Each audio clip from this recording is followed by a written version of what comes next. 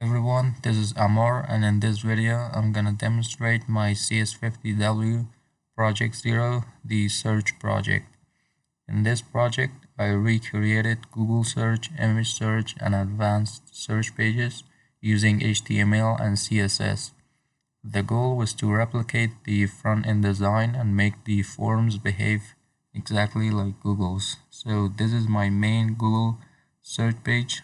As you can see, I recreated the Google logo centered on the page, the search input field, and these two buttons, and the navigation links on the top right corner.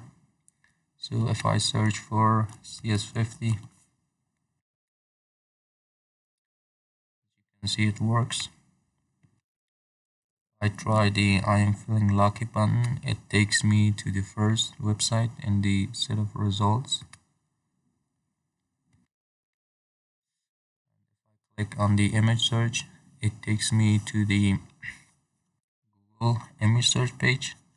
If I search for something like flowers, it gives me a bunch of pictures about flowers. Finally, let's check out the advanced search.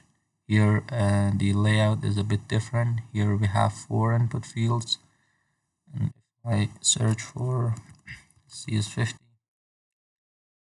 I don't want to see any Python in the set of results.